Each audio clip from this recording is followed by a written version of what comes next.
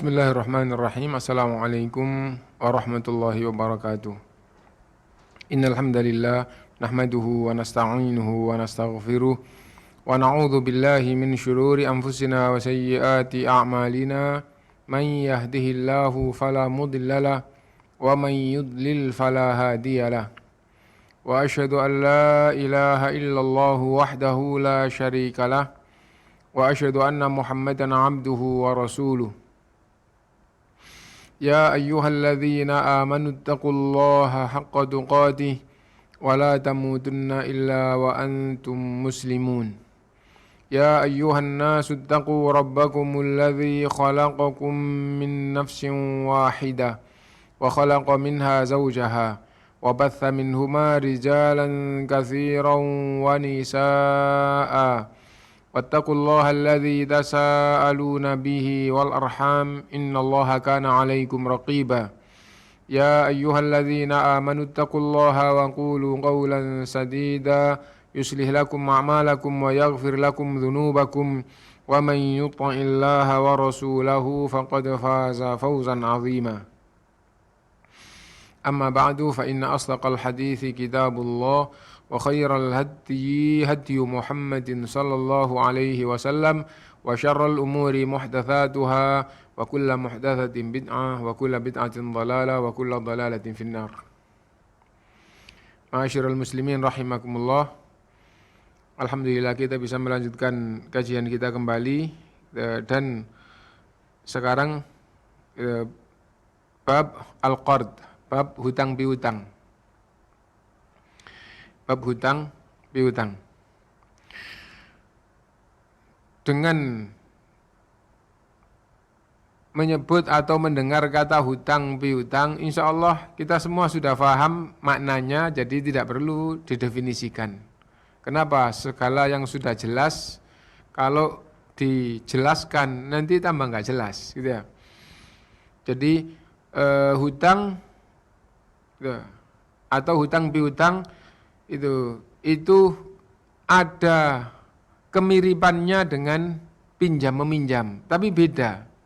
Apa bedanya hutang piutang dengan pinjam meminjam?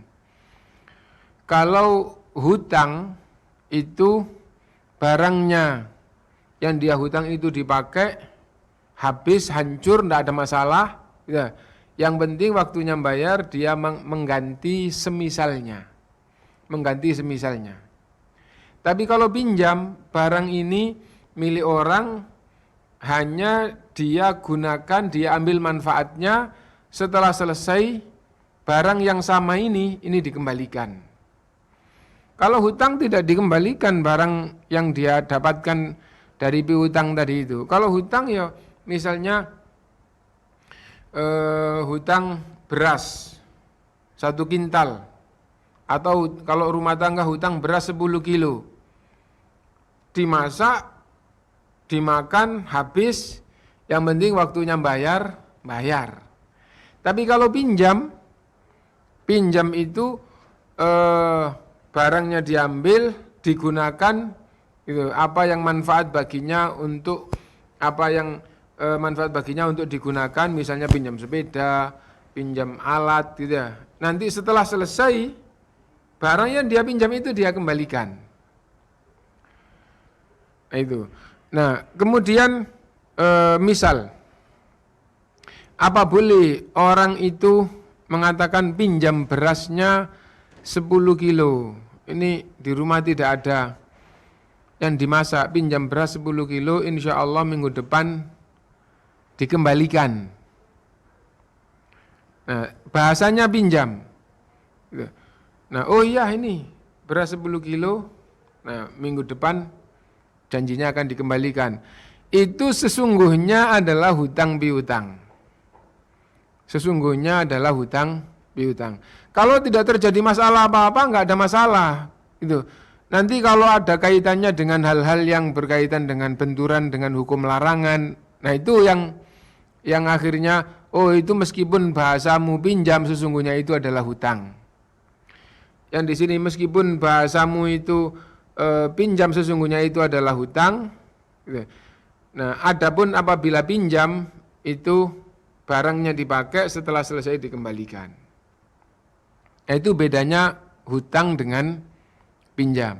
Karena itu kalau misalnya begini, saya pinjam berasnya 10 kilo, minggu depan saya kembalikan, beras 10 kilo yang dimasak, minggu depan beli beras 10 kilo untuk bayar.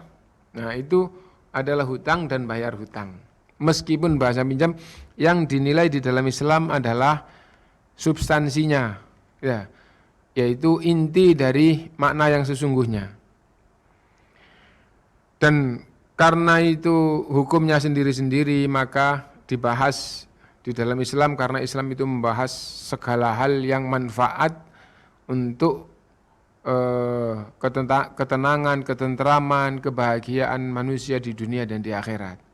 Nah sekarang kita ikuti pembahasan tentang hutang piutang di dalam kitab kita.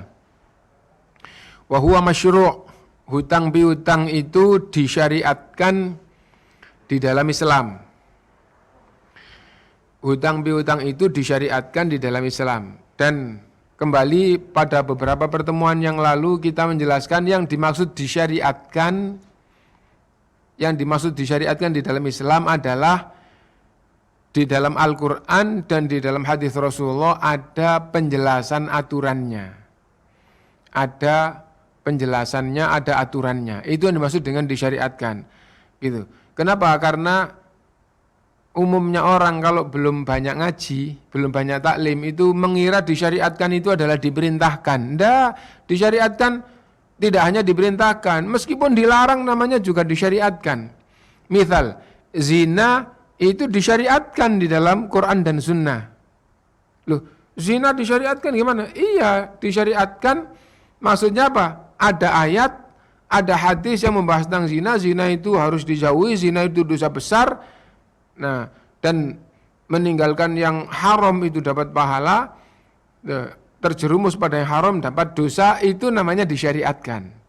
Di sini juga kayak gitu, hutang masyru'un disyariatkan maksudnya orang diperintah hutang. Ndak, hutang itu kalau tidak karena betul-betul kebutuhan yang mendesak tidak baik. Ya.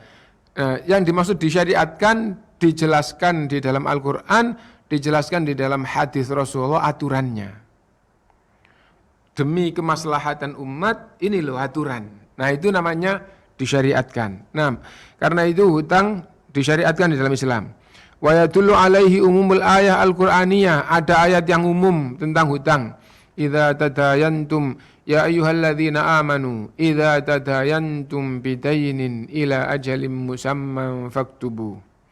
Wahai orang-orang yang beriman, apabila kalian hutang sesuatu ila ajalin musamman, waktu bayarnya ditentukan, faktubu maka catatlah. Nah, dan seterusnya ayatnya panjang, bahkan ayat tentang hutang yang tadi kita baca awalnya itu ayat terpanjang di dalam Al-Quran. Nah, kalau umumnya Quran-Quran yang tersebar di tempat kita yang bagus-bagus itu satu muka penuh itu hanya satu ayat tentang masalah hutang tadi itu. Nah, kembali bahwa wa yadullu alaihi umumul ayah, dijelaskan di dalam Al-Quran secara umum, berarti kan ada penjelasannya. Wal ahaditsu dalu ala fadlil muawanah, dan hadis-hadis yang menjelaskan tentang hutang dan hadis-hadis yang menjelaskan tentang tolong menolong. Di antara bentuk tolong menolong adalah hutang. Yang menghutangi adalah menolong, dan itu semua adalah menunjukkan bahwa Islam mensyariatkan atau mengatur tentang hutang piutang. Wa qada'u hajatil muslim, dan apabila ada orang Islam yang punya keperluan tidak bisa melaksanakan sendiri atau tidak bisa memenuhi keperluannya sendiri kecuali dengan hutang, maka ada tuntunan di dalam Islam tentang hutang piutang. Rawa Abu Hurairah radhiyallahu an anna Rasulullah sallallahu alaihi wasallam istalafa min rajulin bakran. Faqadimtu alaihi iblu sadaqah. fa amara Aba Rafi'in ayyakdhiya ar-rajulu bakrahu faraja'a ilaihi Abu Rafi' faqala lam ajid fiha illa khiyaran rubaiyan.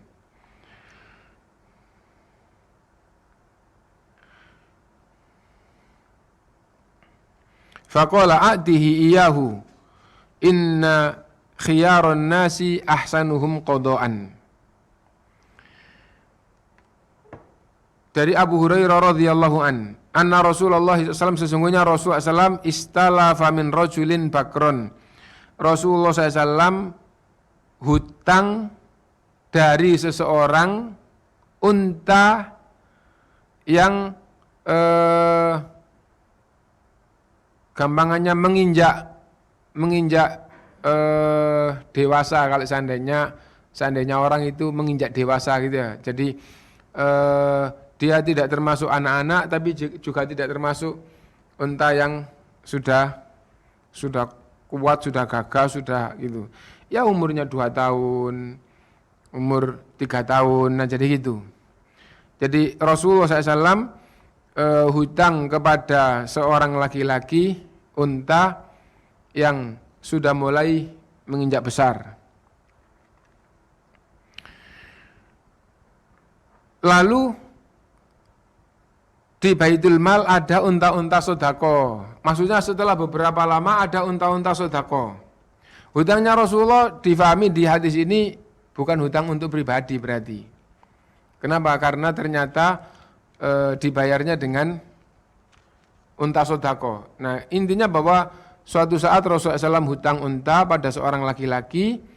Nah setelah itu beberapa lama kemudian di harta sodako, harta Baitul Mal orang-orang Islam itu ada unta-unta. Fa'amaru Aba Rafi'in ayyakdhiya ar-rajula bakrahu. Maka Rasulullah SAW memerintahkan kepada sahabat Abu Rafi' agar membayar hutang unta kepada orang laki-laki yang dulu Rasulullah pinjam kepadanya. Faraja'a ilaihi Abu Rafi'. Maka setelah Abu Rafi' melihat unta-unta sodako, kembali kepada Rasulullah. Faqala lam ajid fiha illa khiyaran rubaiyan. Wahai Rasulullah, unta-unta sodako bagus-bagus dan umurnya sudah lewat 6 tahun. Masuk 7 tahun, 8 tahun, intinya sudah di atas 6 tahun. Padahal dulu waktu pinjam menunjukkan bahwa pinjamnya bukan untuk pribadi, gitu, tapi untuk Islam gitu. Nah sekarang akan dibayar dengan Baitul Mal gitu. Nah intinya bahwa ketika Rasulullah memerintahkan untuk bayar itu hutang kepada orang laki-laki yang dulu kita pinjam unta itu sekarang dibayar. Nah, Abu Rafi' lihat ke unta-unta sodako, ternyata unta-unta sodako itu besar-besar, bagus-bagus, usianya sudah di atas 6 tahun. Akhirnya berkata pada Rasulullah, wahai Rasulullah, tidak ada unta yang kayak dulu waktu pinjam, yang ada unta sodako ini khiyaron rubaiyan, bagus-bagus dan usianya sudah di atas 6 tahun. Besar-besar itu. Faqala, maka Rasulullah SAW bersabda, a'tihi iyahu. Kasihkan sebagai bayar hutang untanya. Inna khiyaron nasi ahsanuhum qada'an. Sesungguhnya sebaik-baik orang kalau membayar utang itu membayar dengan yang lebih baik. Diperhatikan di sini. Faedah dari hadis ini yang pertama, hutang piutang ada di dalam Islam, bahkan Rasulullah pun pernah hutang. Baik atas nama individu maupun atas nama lembaga boleh. Ini Rasulullah SAW hutangnya bukan pribadi, buktinya bayarnya pakai harta sodako. Jadi intinya hutang piutang itu ada di dalam Islam. Gitu. Hutang pribadi boleh, hutang atas nama misalnya masjid sedang bangun, terus wah ini atapnya belum selesai, kita hutang dulu, boleh gitu. Ma'had atau madrasah ya, bangun terus belum selesai, dananya habis, hutang dulu boleh. Ini dalilnya gitu. Yang pertama, yang kedua, hutang itu kan wajib mengembalikan yang semisal. Wajib mengembalikan yang semisal. Hutang beras 10 kilo, bayarnya 10 kilo. Hutang uang 1 juta, bayar uang 1 juta. Itu namanya hutang.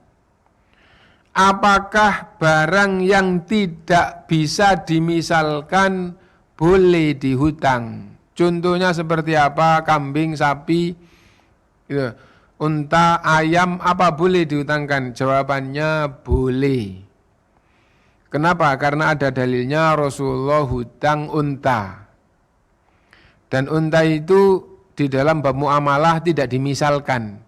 Oh ini semisal dengan ini, enggak, nanti kalau dijual ini harganya misalnya kalau sapi itu ya, ini harganya 20 juta, yang ini 19 juta setengah. Padahal kelihatannya sama.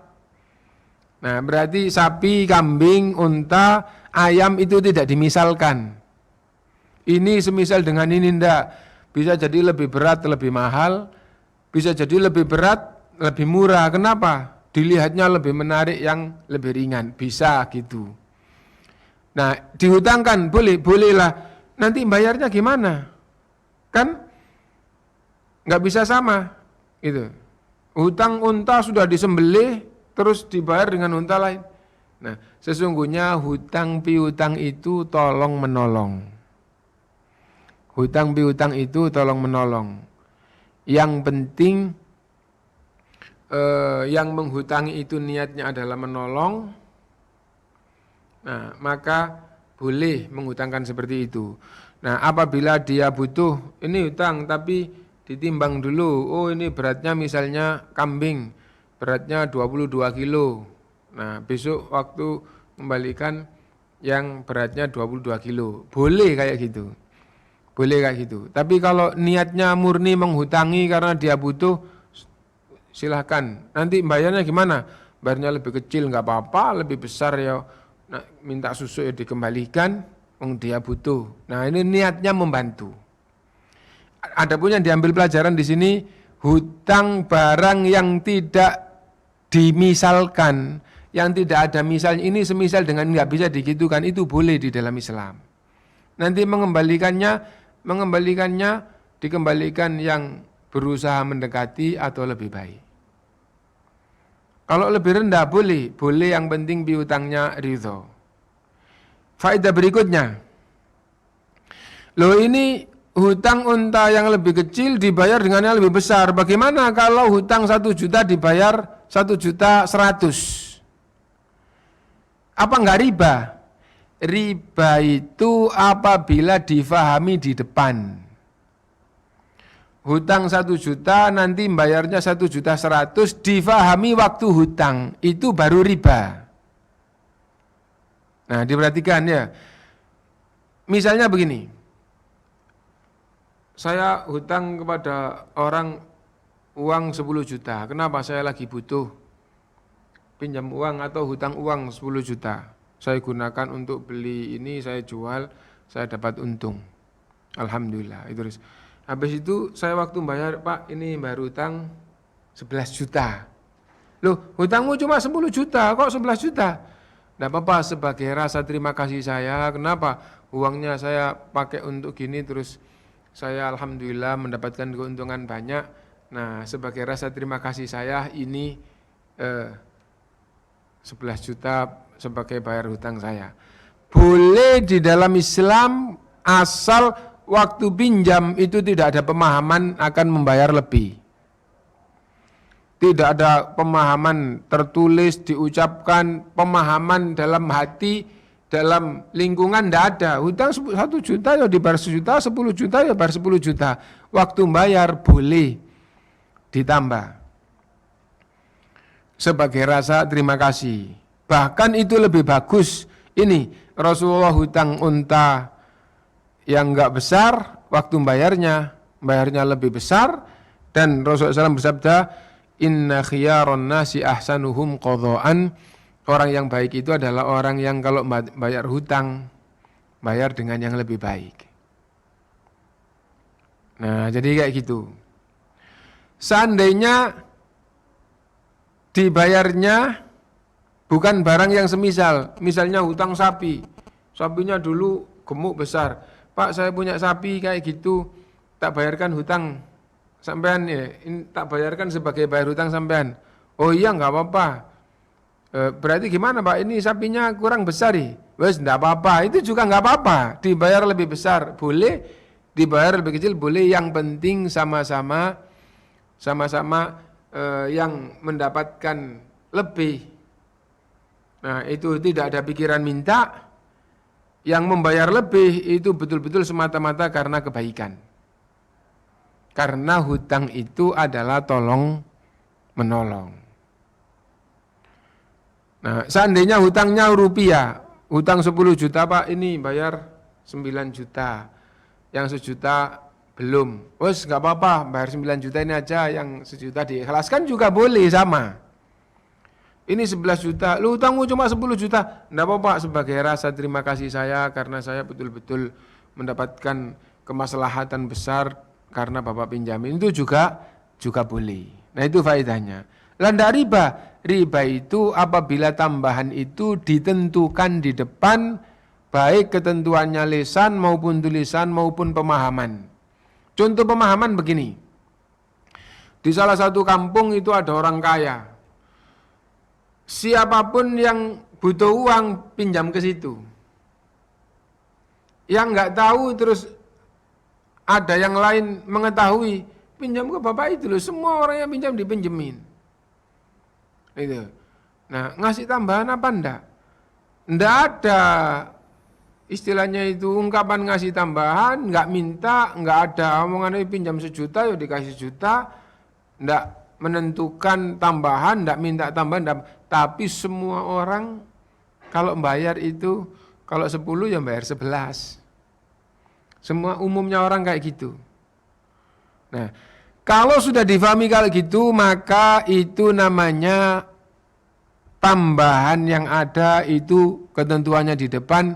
Ketentuannya pakai apa? Enggak pakai lisan, enggak pakai tulisan, tapi pakai pemahaman. Maka itu pun haram, itu riba. La'ana Rasulullah SAW akilar riba wa mukilahu wa katibahu wa syahidai wa qolahum sawa. Rasulullah SAW melaknat yang makan riba, yang memberi makan riba, yang mencatat riba, 2 saksinya riba. Semuanya dilaknat. Nah, dan riba itu apabila kaitannya dengan waktu nasiah itu difahami di depan bahwa nanti harus memberi tambahan, itu adalah riba. Adapun tidak ada pemahaman, tidak ada ungkapan, tidak ada catatan, tidak ada pemahaman harus membayar lebih, maka itu bukan riba. Dibayar kurang, diterima dan sudah dianggap cukup, boleh karena hutang itu tolong menolong. Hutang 10 juta dibayar 11 juta, loh 10 juta aja, enggak Pak, sebagai rasa terima kasih saya, boleh. Kenapa? Hutang itu tolong menolong, setelah ditolong dia menolong, boleh. Nah, itu intinya. Wa min adillati ala fadlihi. Dan hutang piutang itu, piutangnya mendapatkan keutamaan yang besar di sisi Allah, mendapatkan pahala. Karena apa? Karena menolong, ya. Itu. Ani bin Mas'udin, anna Nabi SAW qala, dari Ibnu Mas'ud radhiyallahu an, sesungguhnya Nabi SAW bersabda, ma min muslimin yuqridu musliman qardan marrataini illa kana ka sadaqatiha marrah. Setiap orang Islam yang menghutangi orang Islam yang lain 2 kali, maka yang sekali itu mendapatkan pahala sedekah. Dan di dalam riwayat yang lain maknanya itu, kalau ada orang yang menghutangi orang lain 2 kali, menghutangi pertama dia mendapatkan pahala, setelah orangnya bayar hutang lagi. Misalnya si A hutang, oh iya ini udah punya bayar, habis itu datang lagi hutang lagi. Oh iya ini, nah menghutangi 2 kali, yang kedua ini maka dia mendapatkan pahala sedekah padahal nanti dia bayar. Tapi mendapatkan pahala dari Allah Ta'ala, pahala sedekah. Itu menunjukkan bahwa hutang itu diajarkan di dalam Islam, dan piutang itu menolong, membantu mendapatkan keutamaan yang besar padahal nanti haknya itu akan dikembalikan. Nah, lalu ada hal-hal yang penting untuk diperhatikan di dalam bab hutang. Yang pertama, la yajuzu lil muslimi ay yaqridha akhahu bi syartin ay yuqridahu ba'da dzalika idza radda alaihi qardahu. Tidak boleh bagi orang Islam yang apabila didatangi saudaranya, terus saudaranya menyampaikan hutang sesuatu, dijawab, ya saya hutangi, tapi besok kalau kamu panen atau kalau kamu gini, kalau saya hutang, kamu juga harus menghutangi saya. Tidak boleh orang menghutangi kayak gitu itu, ya. Nah, sesungguhnya orang yang sodako ini sodako, tapi lain kali kamu ngasih sodako kepada saya, itu tidak boleh. Ini kamu tak kasih, nanti kalau kamu punya kamu kasih saya, itu tidak boleh kayak gitu. Nggak usah ngasih kalau gitu. Nah, jadi itu. Jadi innama nut'imukum liwajhillah la nuridu minkum jazaa'an wala syukura. Kami memberi semata-mata gitu, mengharap wajah Allah SWT, mengharap masuk surga, di surga bisa melihat wajah Allah SWT, mendapat ridhonya. Kami memberi betul-betul ikhlas. La nuridu minkum jazaa'an wala syukura. Kami tidak mengharap imbalan dari kalian, meskipun sekedar ucapan terima kasih. Itu namanya berbuat baik yang ikhlas. Ya. Setelah sekarang memberi, ternyata minggu depan, 2 minggu lagi butuh terus menyampaikan hajatnya, saya pada hari ini butuh, saya pinjam, boleh saja. Adapun waktu memberi, waktu meminjami, nih saya beri tapi besok-besok kamu memberi saya. Ini saya pinjamin tapi nanti kalau saya butuh saya pinjam. Ini saya hutangi, nanti kalau saya butuh saya hutang, kamu hutangi saya. Nggak boleh orang kayak gitu. Ya, nggak boleh orang kayak gitu. Dalam Islam itu tidak dibenarkan. Nah, kenapa kok begitu? Karena ini namanya menghutangi tapi mensyaratkan manfaat. Nah, dan hukum asal menghutangi dan mensyaratkan manfaat itu adalah riba. Ayyu qardin jarra naf'an fahuwa riba. Hutang manapun jika piutang mendapat manfaat dari yang hutang, manfaat itu adalah riba. Nah itu, dan tadi itu riba itu apabila ditentukan di depan itu, dan yang masuk di dalamnya ada apabila hutangnya belum dibayar terus mendapatkan manfaat dari yang hutang, maka itu juga riba. Nah, karena itu maka tidak boleh mensyaratkan timbal balik gitu.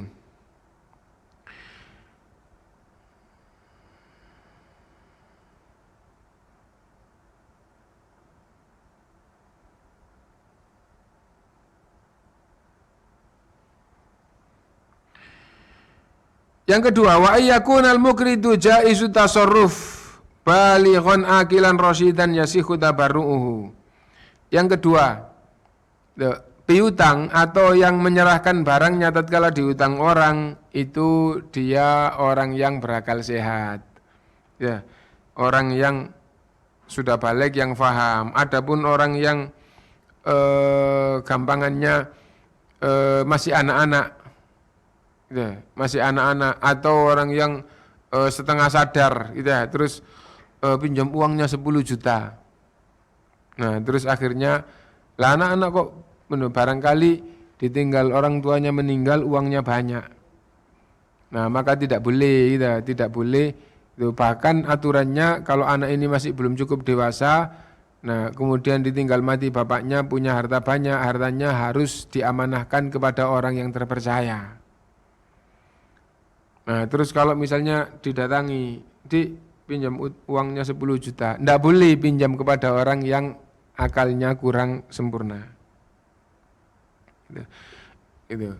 Yang ketiga yang lebih penting di dalam babnya adalah piutang tidak boleh menetapkan tambahan di awal, baik tambahannya itu jelas maupun tidak jelas.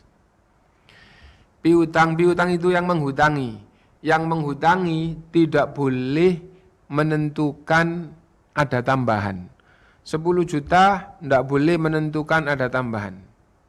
Baik tambahannya itu jelas maupun tidak jelas. Oh iya, tak pinjamin 10 juta, nanti kalau kembali ya berarti 10 juta lebih, terserah lebihnya berapa. Tidak boleh, selebihnya adalah riba. Kenapa? Karena ditentukan di depan. Ya. Ini kamu pinjam uang 1 juta ya, ini uang 1 juta. Nanti kalau mengembalikan sama bawa apa-apa ya, gitu. Bawa mangga, bawa buah, nah, tidak boleh, itu adalah riba. Kenapa? Karena ditentukan di depan. Adapun tidak ada ketentuan baik lisan maupun tulisan maupun pemahaman, tidak ada. 10 juta yang balik 10 juta nanti, 5 juta balik 5 juta, ternyata ketika yang hutang itu bayar, sebagai rasa terima kasih memberi tambahan, itu boleh. Itu boleh. Dan piutang tidak boleh langsung menerima gitu saja. Kenapa? Kalau ternyata dia pemahamannya itu adalah nambahin karena di tempat-tempat lain nambahin, kalau pikirannya gitu nggak boleh diterima. Pak, ini saya bayar hutang saya kan 10 ya, ini 11. Setelah setahun ini 11. Loh enggak, hutangmu cuma 10, kamu bayar juga wajib cuma 10. Nah, enggak ada tambahan. Oh enggak Pak, ini bukan tambahan hutang, ini sebagai rasa terima kasih saya dapat kelebihan rezeki atau dapat keuntungan dari pinjam uang Bapak. Nah, maka ini sebagai rasa terima kasih saya. Nah, kalau gitu enggak apa-apa sebagaimana hadis yang dibahas tadi itu. Yang keempat,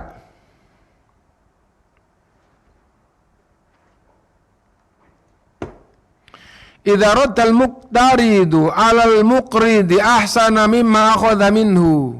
Oh, ini sudah tadi kita bahas ya, baru kebaca nih. Apabila yang hutang itu waktu bayar memberikan tambahan, itu.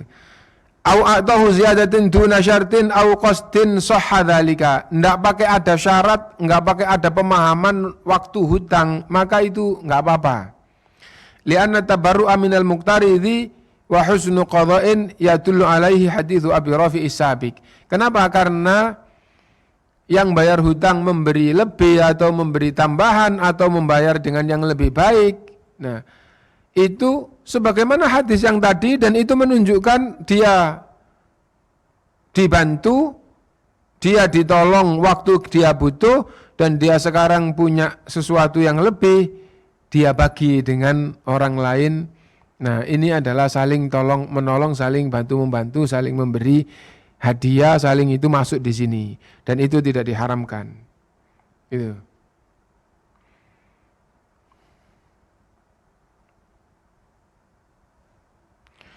Nah, kemudian dijelaskan bahwa hutang yang sekarang terjadi di bank-bank secara umum, nah, yang jelas-jelas ada tambahannya, maka itu semuanya adalah riba, tidak dibenarkan, dan yang riba itu haram, dan haram itu tidak boleh sama sekali kecuali dharurat. Nah, dan apabila dharurat, maka apabila terpaksa, maka masuknya adalah dalam bab ad-dharuratu tubihul mahdhurah, yang keadaan yang terpaksa itu membolehkan yang asalnya tidak boleh.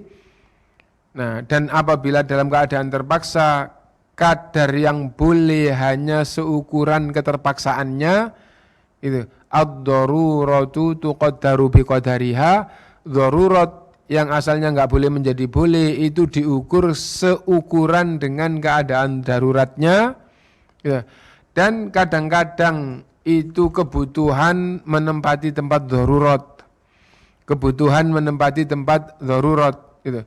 Nah, kalau kebutuhan itu menempati tempat darurat, maka kebutuhan itu juga akhirnya hukumnya sama dengan darurat. Al-hajatu qad tanzilu manzilatadz dzarurah. Kadang-kadang kebutuhan itu menempati tempat darurat. Misal, perdagangan di zaman modern sekarang ada yang bayarnya itu pakai kartu. Bayarnya itu hanya pakai kartu, gitu. Ya kartu ini ada saldonya, gitu. Nggak bisa dibayar pakai uang kayak gini. Nah, pakai kartu. Terus kartu ini yang ngadakan itu adalah bank. Uangnya ketika masuk di program kartu itu, yang jualan nanti dibayar, tapi bayarannya tidak berupa uang masuk di dalam bank. Akhirnya bermuamalah dengan bank, tidak bisa lepas dari bank ketika dia kulaan kaitannya dengan kartu. Nah, akhirnya itu bermuamalah dengan bank. Nah, kalau kayak gini kayak mana? Nah, maka insya Allah itu masuk di dalam bab al-hajatu qad tanzilu manzilatadz dzarurah. Kadang-kadang kebutuhan itu menempati tempat darurat. Lah kalau menempati tempat darurat maka hukumnya itu hukum darurat. Lah hukum darurat itu apa? Yang asalnya haram menjadi tidak haram karena darurat. Dan harus difahami darurat itu yang dihalalkan hanya seukuran kadar daruratnya, seukuran dengan daruratnya. Itu ad-daruratu tuqaddaru bi qadariha. Keadaan darurat itu yang enggak boleh menjadi boleh hanya seukuran dengan kadar daruratnya. Itu sebagai pembahasan akhir dari bab hutang piutang. Karena itu ikhwah sekalian dan bahkan ma'asyiral muslimin semuanya kalau bisa menghindar dari hutang bank di zaman sekarang. Kenapa? Karena itu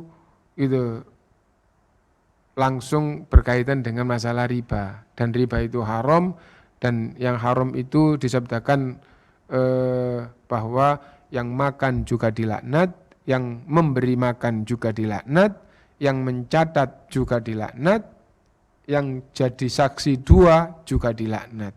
Semuanya dilaknat. Mudah-mudahan kita dibebaskan oleh Allah Subhanahu wa taala dari hutang, lebih-lebih hutang kepada bank yang di zaman sekarang umumnya bank itu ada ribanya. Mungkin itu yang bisa kita pahami pada sore hari ini. Mudah-mudahan bermanfaat untuk kita semuanya. Mudah-mudahan semua kebaikan kita diterima dan dilipat gandakan oleh Allah SWT. Mudah-mudahan kekurangan-kekurangan dan kesalahan-kesalahan kita diampuni oleh Allah SWT, dan kita terus dibimbing oleh Allah di atas hidayahnya, dan diberi kemudahan untuk bisa melaksanakan syariatnya, menjauhi larangannya. Subhanakallahumma bihamdika asyhadu an la ilaha illa anta astaghfiruka wa atubu ilaik. Walhamdulillahirabbil alamin. Wassalamualaikum warahmatullahi wabarakatuh.